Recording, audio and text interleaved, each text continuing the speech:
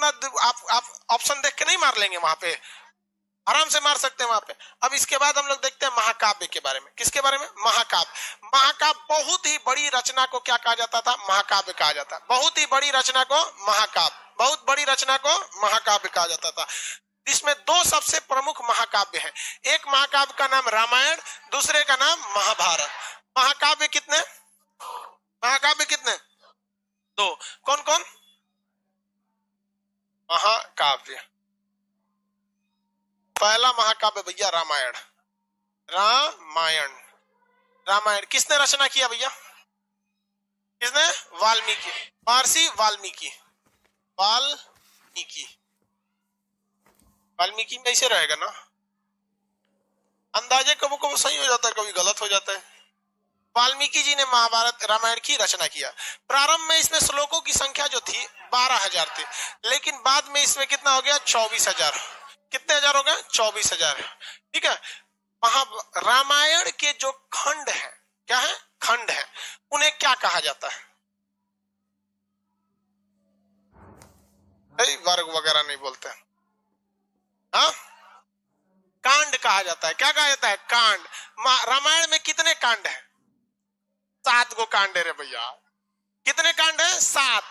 रामायण के भाग को, जो रामायण में कितने भाग, भाग बोले तो लेसन, रामायण एक तरह का लेसन समझिए। देखिए, उस आज के चीजों से मिला लीजिएगा तो समझने में आसानी होगा। हम भाग पढ़ाते रह जाएंगे, समझ, लेसन बोलेंगे तुरंत समझ में आएगा। कितना लेसन है?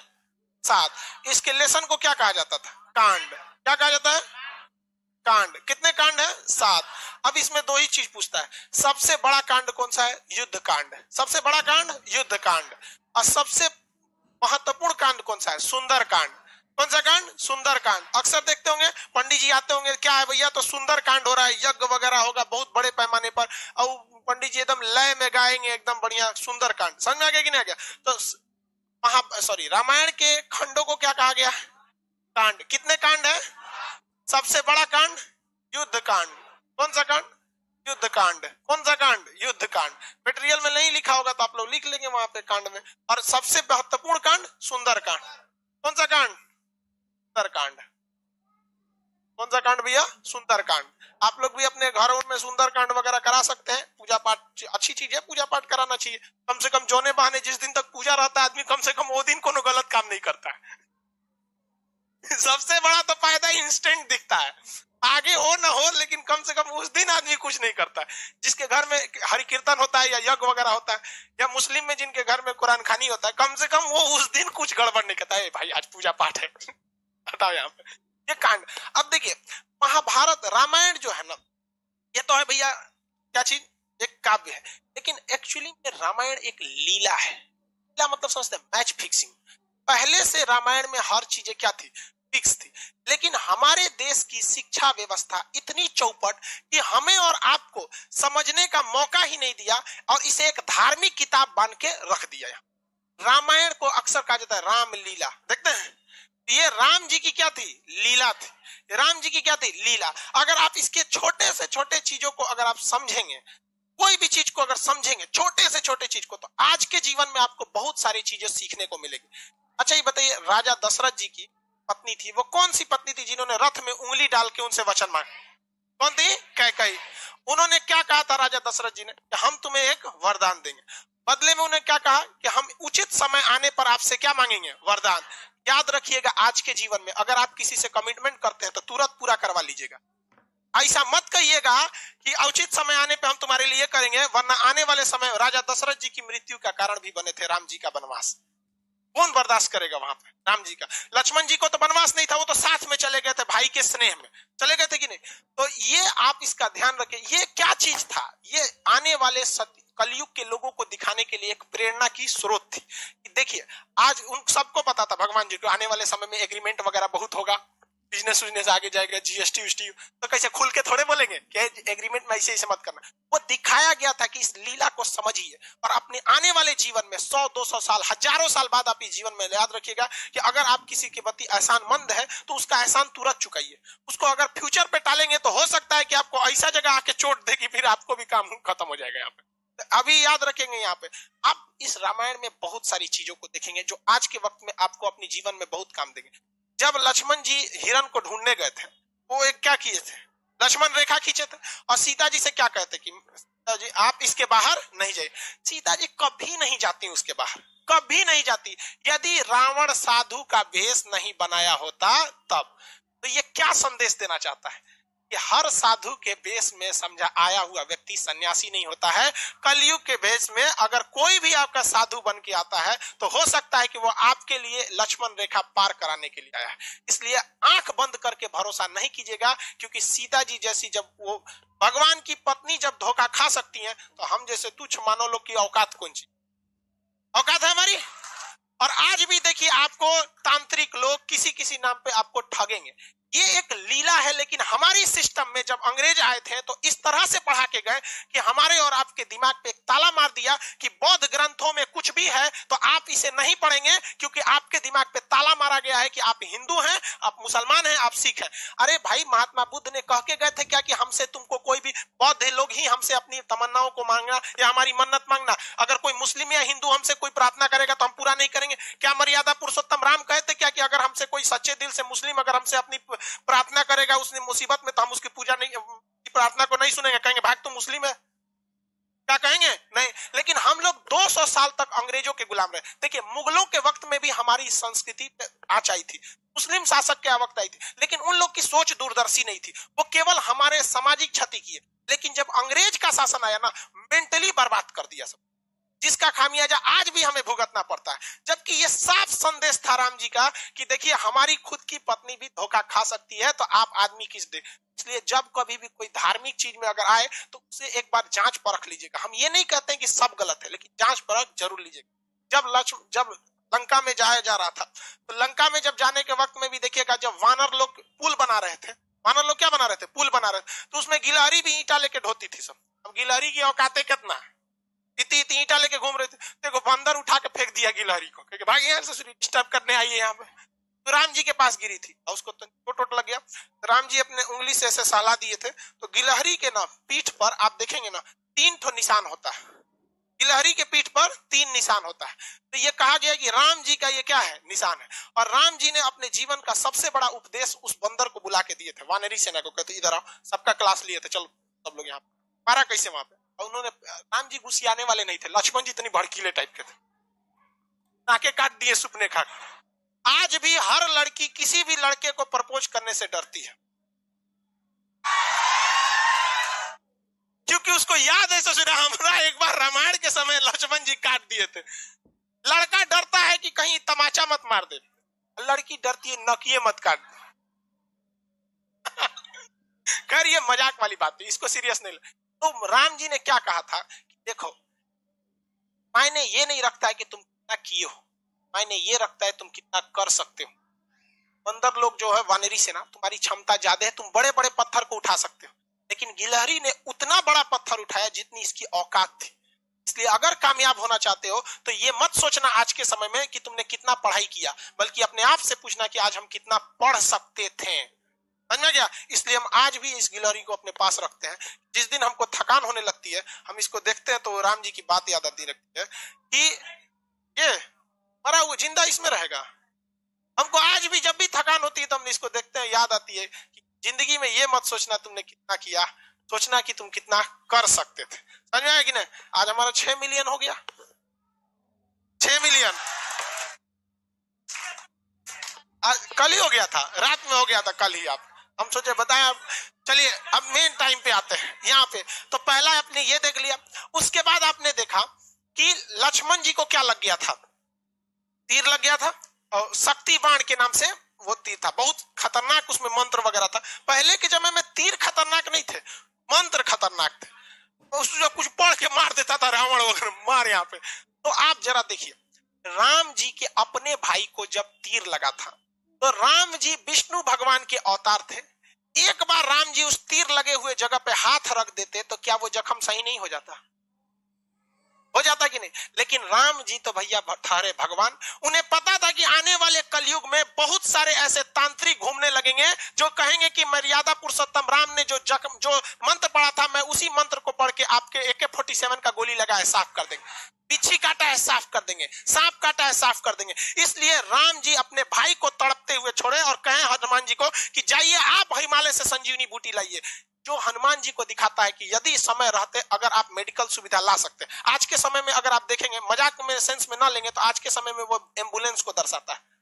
आप इसे मजाक के सेंस में ना लेंगे तो आज के समय में एम्बुलेंस को दर्शाता है और मेडिकल दवाओं को दिखाता है कि अगर आपको कोई तकलीफ है तो आप तुरंत जाइए डॉक्टर के पास, देर मत कीजिए और दवाइयां लाइए। वरना राम जी को क्या, आपको क्या लगता था राम जी के पास शक्ति ना है? अरे भाई साहब बड़का बड़का लीला करके यहाँ पे जो दिखाता है। लेकिन आज के समय में हम लोग, क्योंकि भारत अंग्रेजों को पता था कि भारतीयों का शास्त्र में ऐसा चीज है कि अगर ये सचुरा पूरा अच्छा से जान जाएगा सब ना तो हमारे इंग्लैंड को पीछे छोड़ के चल जाएगा।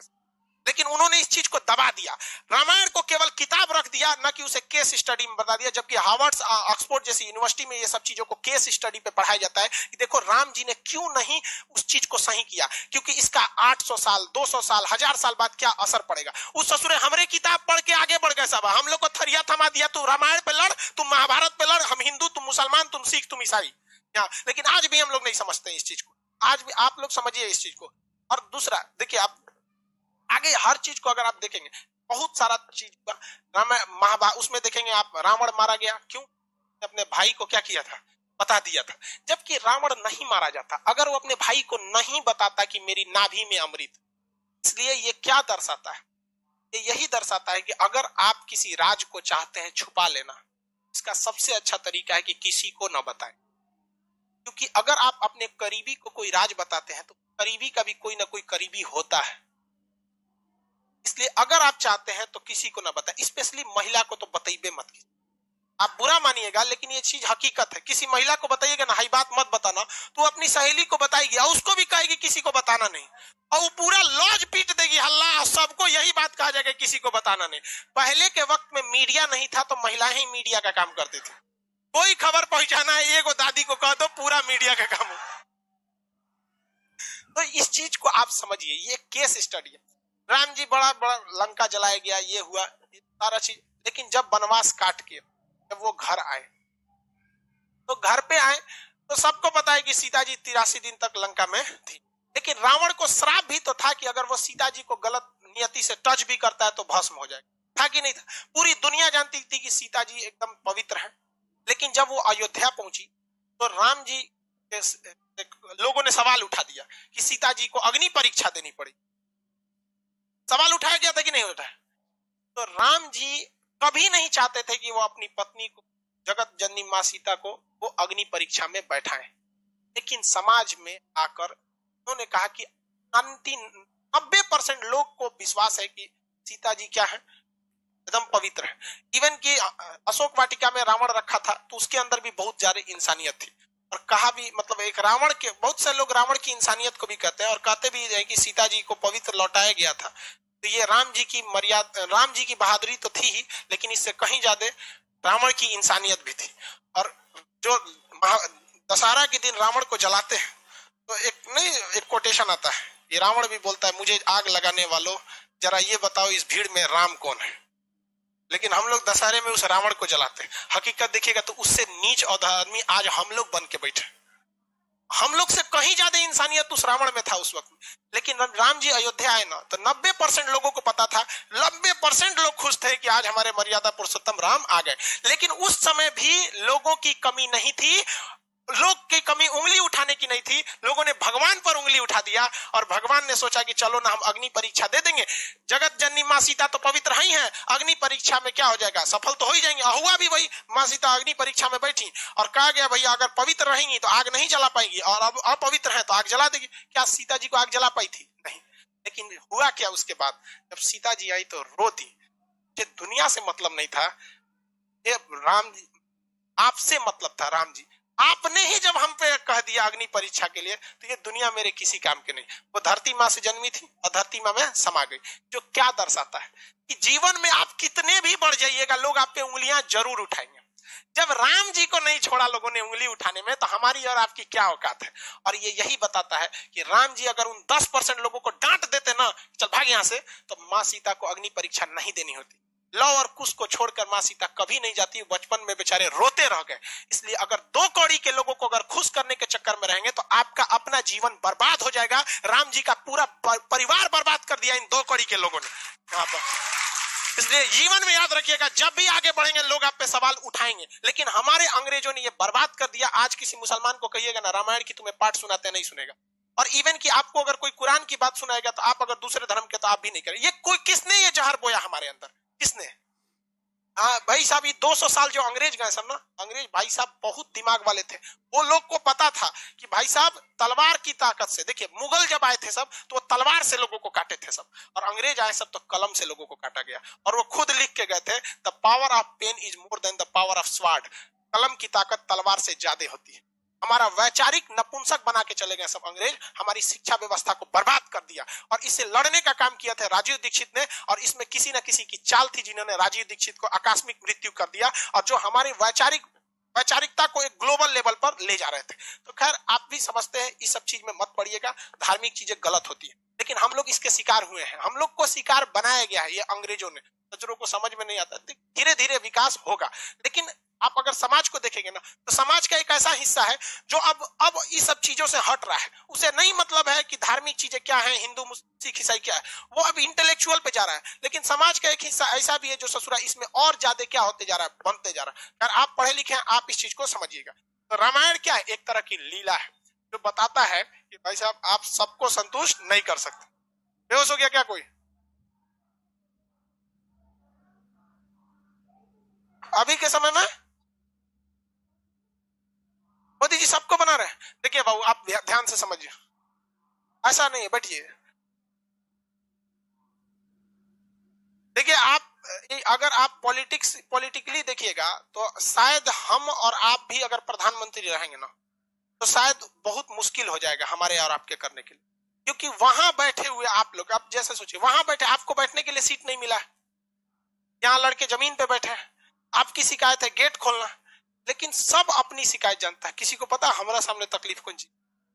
तो जब आप एक बड़े लीडर हो जाते हैं ना, एक और रही बात मोदी जी की, कहते हैं कि मोदी जी भी मतलब ये कर रहे हैं। सबसे बड़ा इस देश में करप्शन का काम किसने किया था? अंग्रेजों ने किया था। देखिए ध्यान से, उन्होंने किस तरह से चोट किया था। उन्होंने क्या किया कि जब भारत में कहीं भी गलत काम होता था और कोई भी व्यक्ति उस गलत काम के खिलाफ आवाज उठाता था, तो उसके घर को जला देते थे सब अंग्रेज, और उनको अंडमान निकोबार में ले जाके फांसी दे देते थे सब। और ये काम उन्होंने 200 साल तक किया। 200 साल में 4 पीढ़ियां आ जाती है, क्योंकि एक पीढ़ी व्यक्ति की लगभग 50 मानी जाती है कि 50 साल के बाद आदमी किसी काम का नहीं रह जाता है। तो 4 पीढ़ियों के अंदर अंग्रेजों ने थोड़ा थोड़ा स्वीट पॉइजन देते गए कि तुम गलत के खिलाफ आवाज मत उठाओ, मत उठाओ, मत उठाओ, तुम्हारा घर तोड़ दिया जाएगा, घर जला दिया जाएगा, फांसी दे दिया जाएगा, जेल डाल दिया जाएगा। 4 पीढ़ियों के बाद जब हमें आजादी मिली, तो हमारे अंदर वो डीएनए में ये डर घुस चुका है। हमारे सामने हमारे गांव का 2 कौड़ी का मुखिया नाली बनाता है तो उसमें 12 का सीमेंट का मसाला डालता है, लेकिन हम आवाज नहीं उठा पाते हैं। अगर हर गांव से आवाज उठने लगे तो किसी के बाप की औकात नहीं जो गलत काम कर सके। करप्शन तो हम लोग बढ़ाते हैं, हमें डर है। हम सवाल उठाते हैं अपने प्रधानमंत्री पे, हम सवाल उठाते हैं मुख्यमंत्री पे, अपने पे सवाल उठाएं कि हमारी औकात नहीं है कि हम अपने मुखिया के सामने आवाज उठा सके। और ये जो लोग कहते हैं करप्शन वाले, ये गांधी को गाली देते हैं। गुलामी में वही गांधी था जो अंग्रेजों की महारानी के खिलाफ आवाज उठा दिया था कि तुम गलत हो, और हम लोग अपने मुखिया के खिलाफ आवाज नहीं उठा पाते। ये वैचारिक नपुंसक बना के चले गए अंग्रेज हमें। ये हम आप उठा सकते हैं? आपको नहीं पता आपके गांव में ऐसे मुखिया ने गलत काम किया, सड़क का पैसा लूट लिया, आपके सामने लिखा, लेकिन पूछ सकते हैं? नहीं पूछ सकते। आप पूछेंगे क्यों? नरेंद्र मोदी से, क्योंकि पता है कि वो कुछ नहीं कर सकता है। आपको लोकतंत्र में रहते हैं, लेकिन मुखिया के सवाल नहीं पूछ सकते। जानते हैं मुखिया कल को उठवा लेगा आपसे, उठवा लेगा कि नहीं उठा लेगा? आप नीतीश कुमार को गरिया देते हैं क्योंकि जानते हैं कि वो बेचारा, उनको संविधान ने हाथ बांध के रखा है, कुछ नहीं कर सकता। अपने गांव के वार्ड मेंबर को कुछ नहीं कर सकते। उठा लेगा, राते को धो देगा 4 लाठी, शांत दे देगा, और सब गांधीगिरी निकल जाएगा वहां।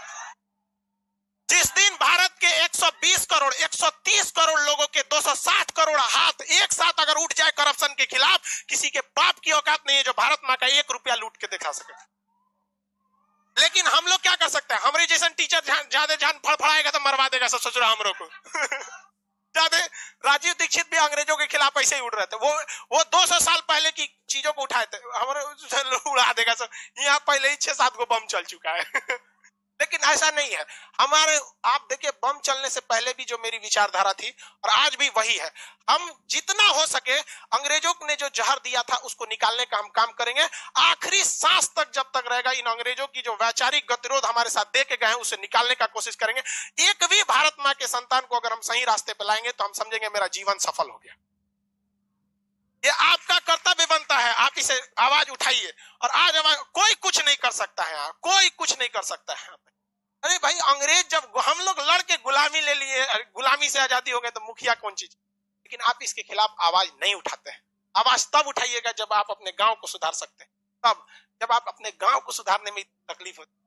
अरे देश के प्रधानमंत्री को देश सुधारने में कितनी तकलीफ हो, बहुत टाइम लग। किसी की बात करते हैं, हमको मोदी जी से कोई एक वीडियो बनाए थे हम, लड़का कमेंट किया था, सर आप मोदी जी के भक्त हो गए। तो नीचे एक लड़का उसका रिप्लाई दिया था, कल वाला वीडियो देख लो।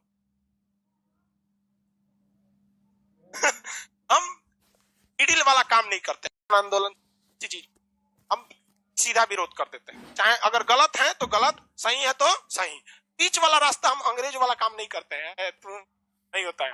आप भी आवाज उठाइए। तो आप मेरे ख्याल से आप रामायण समझ गए। हाँ, इसको कहानी मत समझिए, क्या है ये लीला है, समझ आ गया लीला तो कहते हैं राम लीला। तो ये रामायण में कितने कांड हैं? सबसे बड़ा कांड, सबसे प्रमुख कांड, सबसे प्रमुख कांड। अब दूसरा देखते हैं हम लोग रामायण के बाद महाभारत। कौन सा? महाभारत। महाभारत को किसने लिखा? महाभारत की रचना वेद व्यास। अब इसको ट्रिक क्या है याद रखने का, कोई गोला खींच लीजिए। पृथ्वी भी क्या है? गोल है। इस पृथ्वी पे सबसे बड़ा युद्ध कौन था? महाभारत। कितने दिन चला था? 18 दिन। हर दिन एक लेसन लिखा जाता था। इसी लेसन को कहा गया पर्व। रामायण के लेसन को क्या कहा गया? कांड। और महाभारत के लेसन को क्या कहा गया? पर्व। हर एक दिन क्या चीज है? एक पर्व है। कितने दिन युद्ध चला था? 18 दिन। तो कितने पर्व होंगे टोटल? कितने पर्व होंगे? 18 पर्व। अब देखिए, ये पृथ्वी हो गई, इस पे सबसे बड़ा युद्ध महाभारत। इस पृथ्वी किसी गोले का सबसे बड़ी रेखा कौन सी खींच सकते हैं? व्यास। सबसे बड़ा क्या खींच सकते हैं? व्यास। क्या महाभारत से बड़ा युद्ध संभव है पृथ्वी पे?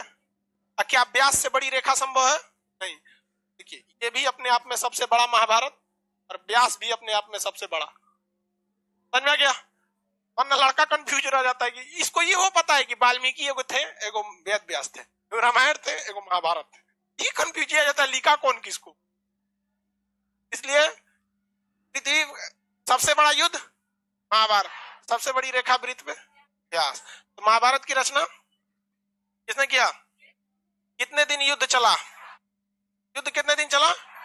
18 दिन। तो टोटल इसमें लेसन कितने हैं? लेसन को क्या कहा गया? पर्व। क्या कहा गया? पर्व। कितने पर्व हैं? 18 पर्व। कितने पर्व हैं? 18। महाभारत में पहले के वक्त में बहुत कम श्लोक थे। महाभारत में प्रारंभ में श्लोकों की संख्या कितनी थी? 8800।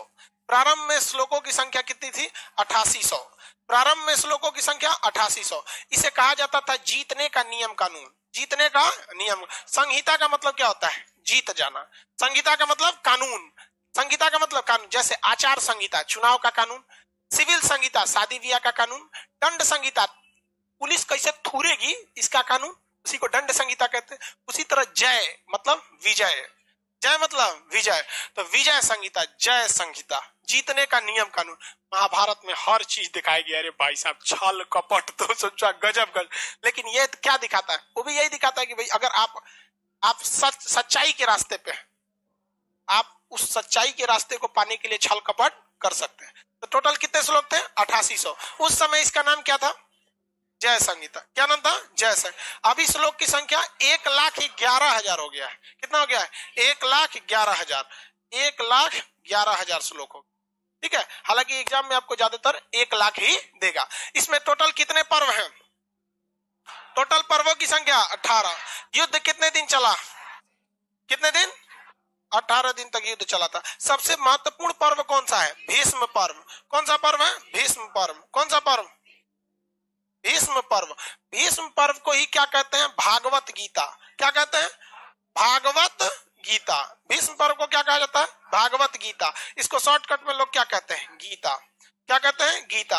कोर्ट कचहरी में कसम खिलाया जाता है, हम गीता पर हाथ के कसम खाते हैं, हम कुरान पे हाथ रख के कसम खाते हैं, बाइबिल पे कसम खाते हैं। कसम एक रस्म है। इस्लाम धर्म में कहा गया है जैसे हम कि जो ज्यादा कसम खाता है ना वो बहुत ज्यादा झूठ बोलता है। इस्लाम धर्म की बात है, ठीक है। हर धर्म से क्या कीजिए ना, कुछ कुछ मेन मेन चीजें निकाल लीजिए जो आपको काम आएगा। हाँ, इसमें इधर से रहेगा।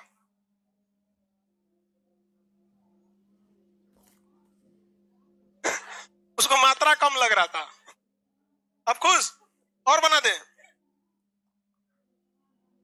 चलिए ध्यान दे, मात्रा को गोली मारी यहाँ पे। भीष्म पर्व समझ में आ गया?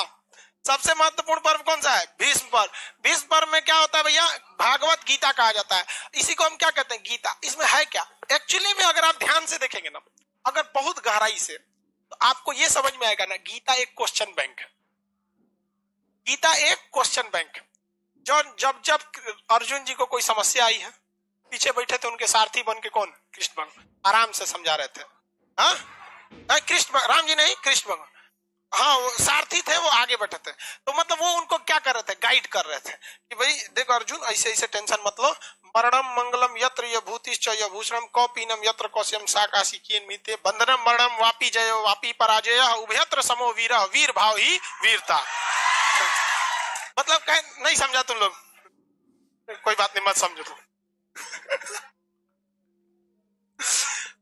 बंधनम मरणम वापी जयो वापी, बंधन हो या मरण हो, बंधनम मरणम वापी जयो वापी, जीत हो या हार हो, उभयत्र समो हो, इन दोनों ही परिस्थितियों में, उभयत्र समो वीरः, वीर भाव ही वीरता। इन दोनों परिस्थितियों में वीर हमेशा एक समान रहते हैं और वीर भावना ही वीरता कहलाती है। यानी अगर तुम्हारे घर में अगर किसी की शादी हो रही हो और तुम्हारे घर में किसी की मृत्यु हो गई हो, और अगर तुम वीर हो तो तुम दोनों ही परिस्थितियों में समान रहोगे। जीत हो या हार हो, दोनों परिस्थितियों में समान रहोगे, क्योंकि अगर तुम जीते गए तो इस धरती को भोगोगे, और अगर इस धर्म युद्ध में लड़ते लड़ते अगर तुम मारे जाते हो तो तुम पृथ्वी को छोड़कर स्वर्ग को भोगोगे। इसलिए निसंदेह तुम अर्जुन इस धर्म युद्ध में लड़ो, क्योंकि यह युद्ध धर्म युद्ध है। फिर भी बता दिए, धर्म का मतलब जाति नहीं, कर्म का बात है। वो दोनों के गुरु से द्रोणाचार्य के खिलाफ लड़ा जा रहा था। सोचिए, स्टूडेंट मार दिया गुरुजी को।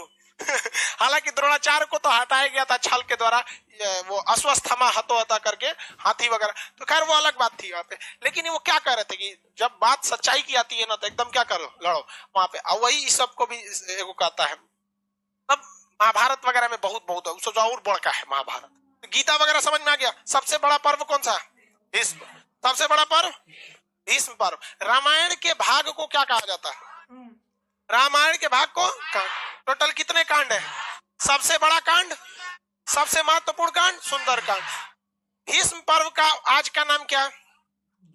गीता या भागवत गीता। गीता या भागवत गीता। समझ में गया? महाकाव्य की संख्या कितनी है? 2। महाकाव्य की संख्या 2। आगे बढ़ जाए।